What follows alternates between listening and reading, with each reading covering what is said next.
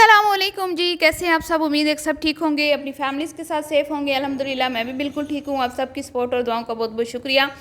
MK collection की model जो हैं आज पहुँच गई किसी बच्चे की आमीन में, यानी कि कुरान पाक जो बच्चे पढ़ते हैं उनकी जो आमीन होती है उसमें पहुँच गई।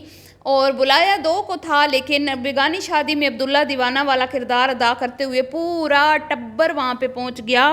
यहाँ तक के लाइबा मैडम भी घुस गई हैं, बिन बुलाए मेहमान, बिन बुलाए। और इतने ज़्यादा लोग क्यों गए, किस लिए गए, क्या वजह है भाई। जब दो औरतों को बुलाया था उन्होंने, तो ये सारा पूरा टब्बर क्या करने गया वहाँ, गुड़िया के बच्चे वहाँ पे क्या कर रहे थे, और क्या इस इवेंट की वीडियो बनाना बनती थी। ये क्या जो दिखाया गया ठीक दिखाया गया, इसमें क्या क्या चीज़ें गलत थी जो नहीं दिखानी चाहिए थी, इस पर बात होगी। वीडियो को आपने स्किप नहीं करना, चैनल को करना है सब्सक्राइब, वीडियो को करना है लाइक और शेयर।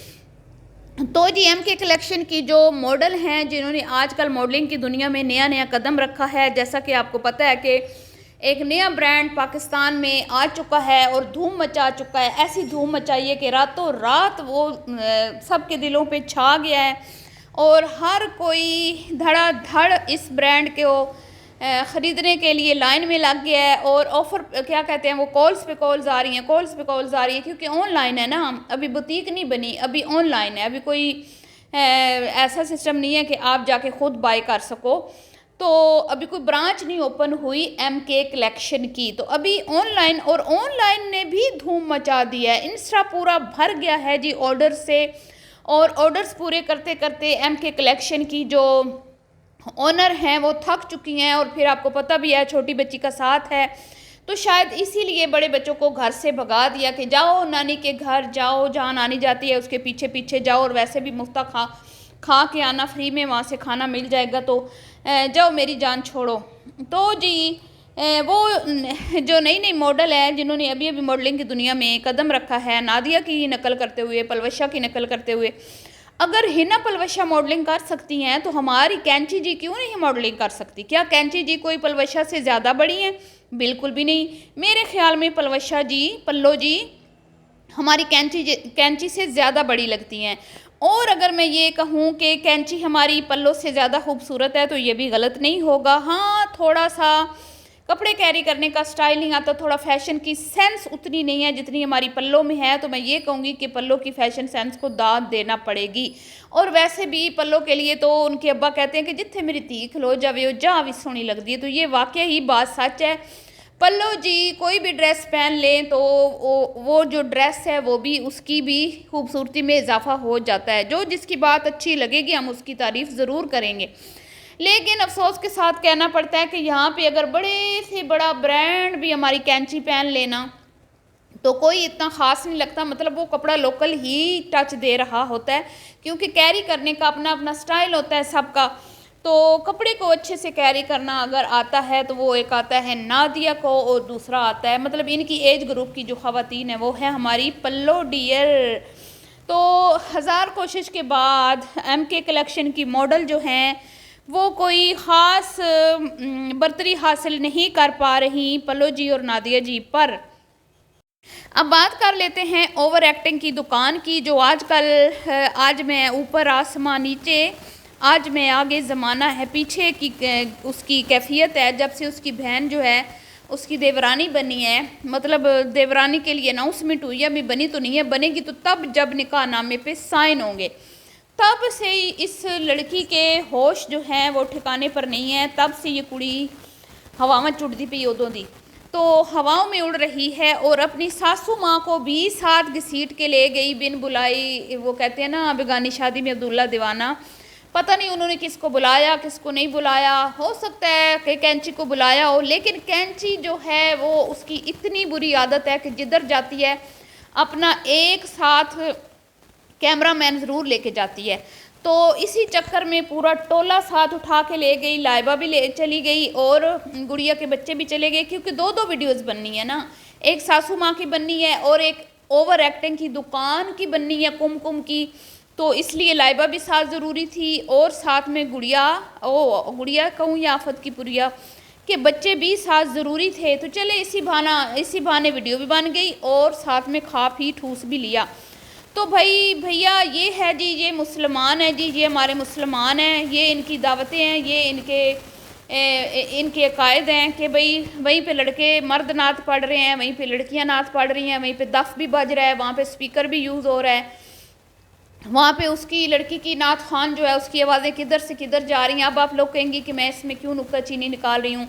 मैं इसमें नुक्ताचीनी बिल्कुल भी नहीं रही। ये अल्लाह का हुक्म है, ठीक है। उलमा कराम ने हमें जो सिखाया, जो तालीमात दी है, मैंने सिर्फ वो बात की है। ये बात मैं अपने पल्ले से नहीं कर रही कि औरत का नात पढ़ना जो है ऊंची आवाज़ में, उसकी सख्त मजम्मत आई है। तो मैं भी कई बार पढ़ती थी, यकीन कर लें तो, लेकिन फिर मुझे इस चीज़ का बहुत ज़्यादा शिद्दत से एहसास हुआ कि ये चीज़ नहीं होनी चाहिए। तो इसलिए मैंने फिर तौबा कर ली कि मैं अब इस तरह का कोई हरकत नहीं करूँगी।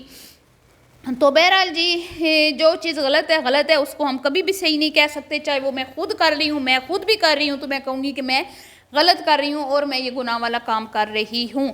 तो वहाँ पर कोई मतलब उसके अंदर ही लड़के भी थे जो शूट कर रहे थे उस सारे इवेंट को, उसकी वीडियोस बन रही थी और वहाँ पे दफ पे नाते पड़ी जा रही थी, और कैंची का दुपट्टा कहीं जा रहा था, सर बिल्कुल भी कवर नहीं था, और कुरान पाक की जो तिलावत की गई, इनका काम ही नहीं था कि उसका क्लिप बनाते, क्योंकि तजवीद में अच्छी खासी गलतियां थी। वैसे तो मैं कोई इस बात पे नहीं कह रही कि तजवीज़ में क्यों गलतियां थी, कि क्योंकि अल्लाह का कलाम जो है ना, इसको पढ़ना हर किसी की बस की बात नहीं होती।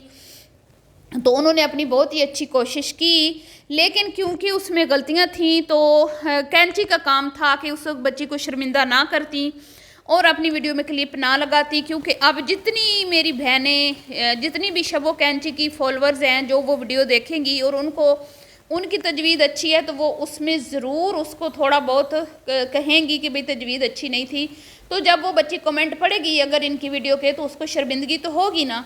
तो ऐसी चीज़ जिसमें किसी को एम्बेरसमेंट फील हो या कोई किसी के को अच्छा ना लग रहा हो ना, वो चीज़ क्लिप वो उस तरह का ऐड करना ही नहीं चाहिए।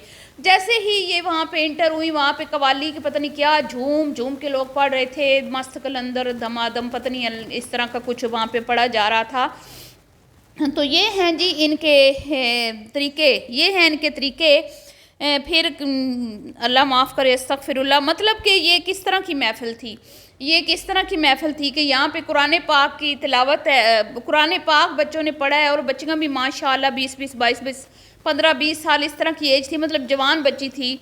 तो चलें, उन्होंने 2-4 बच्चों ने और भी किया होगा, सब ने किया होगा, तो उन्होंने वो इवेंट एक रख लिया कि चलो ये बच्चे भी रह गए थे, इन्होंने भी कुरान शरीफ पढ़ा था। क्योंकि मुअत्तर कह रही थी कि मेरी शादी से पहले मैंने इनको पढ़ाया था, तो उस टाइम तो वो बच्चियाँ छोटी होंगी, अब वो बड़ी हो गई हैं। तो उन्होंने सारों ने मिलजुल के अब बाकी बच्चों के साथ उनको भी बिठा दिया स्टेज पे कि चलो आपने भी पढ़ा था और आपकी टीचर को भी बुला लेते हैं जिन्होंने आपको पढ़ाया था। और मुअत्तर तो ऐसे पगलाई हुई थी, ऐसे पगलाई हुई थी जैसे कोई बीबी हम मुसलमान हैं, मुसलमान सारे कुरान पाक पढ़ते हैं, और बहुत सारे मुसलमान जो हैं वो कुरान पाक पढ़ाते भी हैं। बेशक ये बहुत बड़ी एजाज़ की बात है, लेकिन ज़रूरी नहीं है कि इन चीज़ों की वीडियोस बने। ये वीडियो बना के आपने कोई नेकी का काम नहीं किया, कहीं कोई चीज़ तो छोड़ दो, कोई चीज़ तो छोड़ दो। हर चीज़ को सोशल मीडिया पे डाल देती हो, अपलोड कर देती हो चीज़ें वीडियो बनाकर।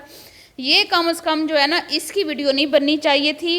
कुछ मामलात होते हैं अल्लाह के और उसके बंदों के, उनको राज में रखना चाहिए। तुम लोग तो हर एक के राजों से पर्दा हटाती हो, लालची औरतों, चंद डॉलर्स के लिए। क्या तुम्हें मिला, चिट्टे सूट पहन के वहाँ पे पहुँच गई हैं और वहाँ पे बैठ के तो वो इमोशनल हो रही है, बड़ी इमोशनल हो रही है। ये जो इमोशनल हो रही है ना, मुझे सारा नज़र आ रहा है, ये बड़ी तेज़ हो गई है आजकल, इसके ज़मीन पे पाँव नहीं लग रहे, और ये अपनी सास को अपनी उंगलियों पे इसने लपेटा हुआ है। आजकल सास जो है ना, सास के होश ठिकाने पे नहीं है, बहू ने ऐसा हिप्नोटाइज किया हुआ है ना सास को कि मैं बता नहीं सकती।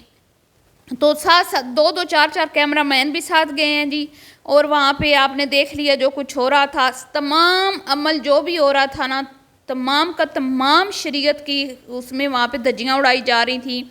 कोई एक भी अमल वहाँ पे ऐसा नहीं हो रहा था जिसका मैं कहूँ कि भाई शरीयत के मुताबिक था कुछ।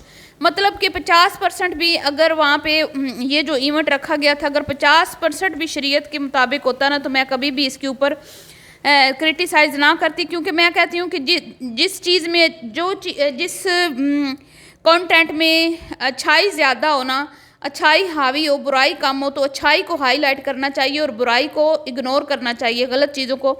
लेकिन यहाँ पर मुकम्मल तौर पर अल्लाह रब्बुल इज़्ज़त की ज़ात के अहकामात की खिलाफ वर्जी की जा रही थी और जो हमें तालीमात दी गई हैं उनके ख़िलाफ़ सारा इवेंट था। तो इसलिए मैं इसको ये नहीं कहूँगी कि ये ठीक था।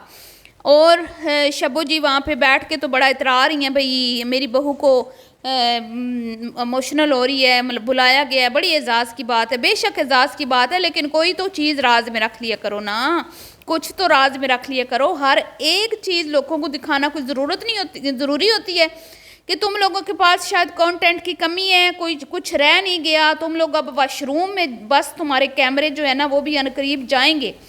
जब तुम्हारे पास कंटेंट कम हो जाएगा ना तो उसके बाद तुम लोगों ने अपने वॉशरूम में कैमरे लेके जाने हैं, बल्कि अपने घर में ना सीसीटीवी कैमरा लगवा लो। पूरे दिन की जितनी फुटेज होती है ना उस पर वॉइस ओवर करके तो सारे दिन की वीडियो चला दिया करो, ताकि तुम्हारे डॉलर बढ़ते रहें, क्योंकि तुम लोगों का पेट नहीं भर रहा।